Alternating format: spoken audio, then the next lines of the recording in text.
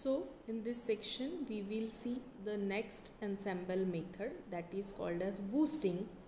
So boosting is generally used when we want to convert the weak learner to strong learner.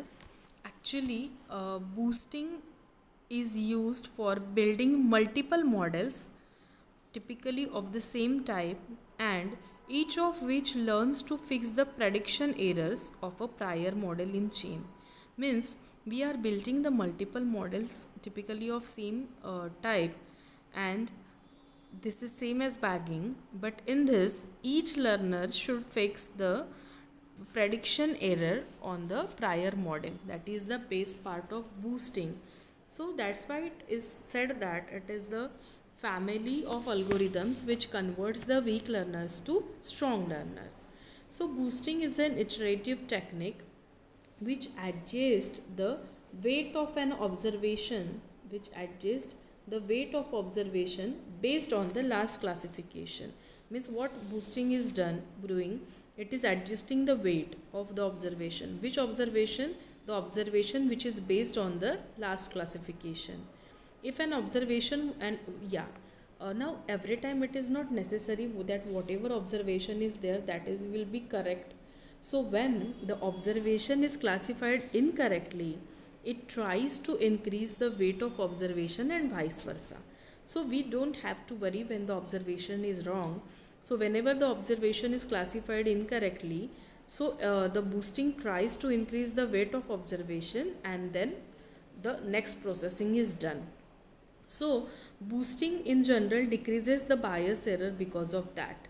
What it is doing, it is avoiding the bias error because we are dealing with the observation which are classified incorrectly as well as, and it builds the strong predictive model.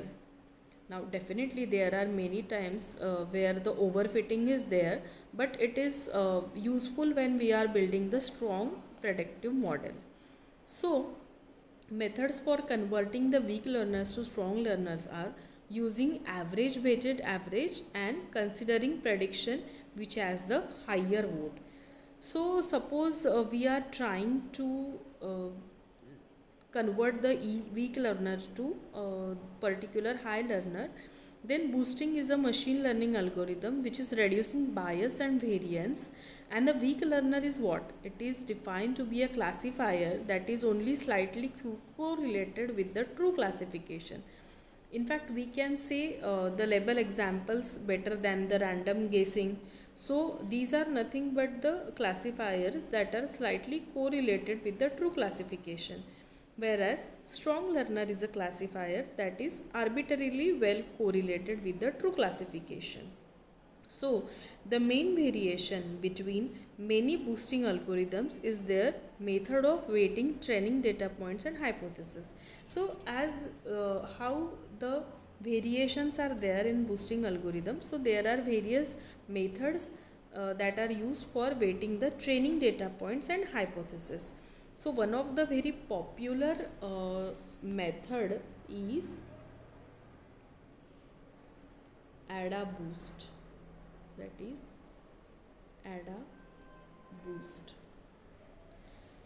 So it is the significant algorithm which adopt the weak learners. However, there are other methods also, that is LPB boost, total boost, then logit boost and others.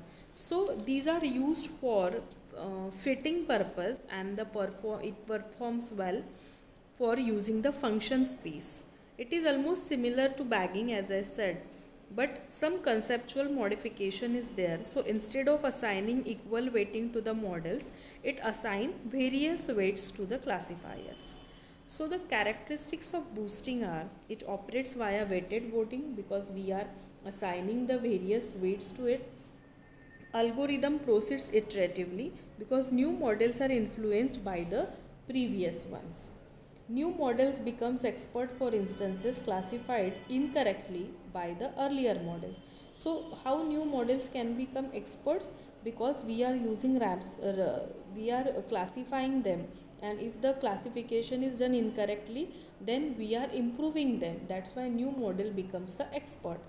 Then it can be used without weights also. So how? When we are not using it by weights, then we are using the resampling, and resampling is done with probability with the weights. So next is, it works well on simple classifiers. It does not work on too much complex classifier. It works well when we are having the simple classifiers. It works well with weak learners. Basically the main funda of it is converting weak learners to strong learners. That's why it works well with the weak learners. Then AdaBoost, as I said, that is nothing but adaptive boosting is a popular boosting algorithm which is very highly used. And the next which is used is LogitBoost, which is derived from AdaBoost, or we can say it is the extended version of AdaBoost, which uses for regression and multi-class problems. So these are the various characteristics of boosting.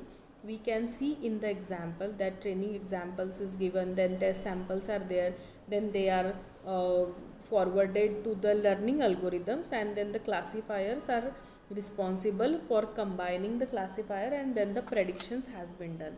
So this is all about boosting, the various prediction methods of boosting and the characteristics of boosting. In our next section we will see the next ensemble method, stacking. Thank you.